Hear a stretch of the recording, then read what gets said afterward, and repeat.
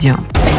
13h, 14h. Europe 1, 13h. 13h31 sur Europe 1. Merci de nous rejoindre dans Europe 1 13h. La suite avec vous, Céline Géraud et Gilles William Goldnadel et Raphaël Steinville.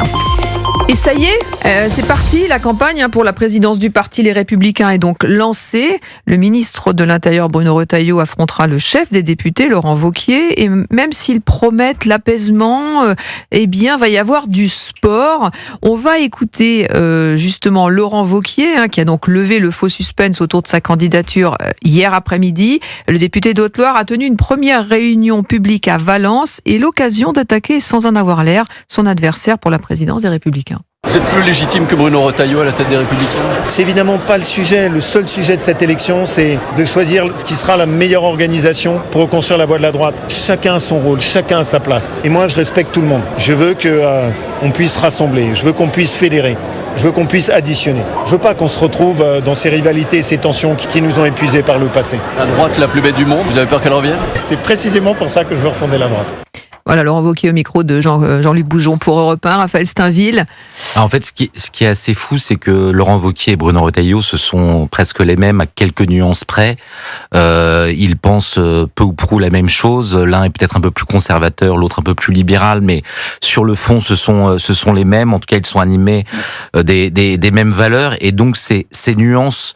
Ça va pas être la campagne des bisounours quand même, on est d'accord? Non, mais je suis d'accord, mais ces nuances ne méritent pas qu'un parti qui est encore convalescent, sinon peut-être même agonisant.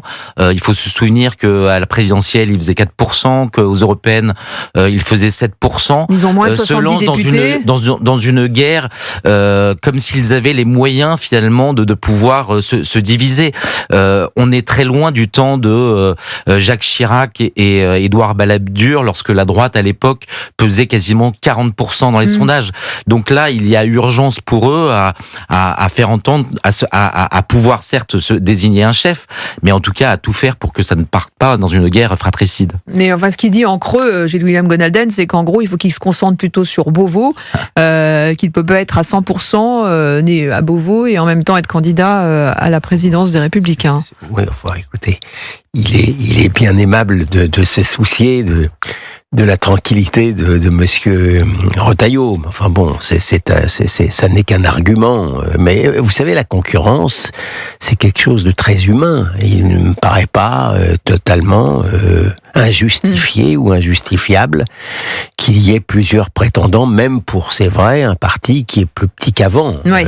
Mais si la concurrence n'est pas sauvage, le parti pourra résister. Enfin, il est vrai que les droites se sont déjà divisées. Si à l'intérieur de chaque parti, il y a des divisions, ça ne va pas faire le... Mais bon, je pense que le RN doit se frotter très certainement les mains. Bon, mais c'est ainsi. Les deux ont leur légitimité. Les deux ont du talent.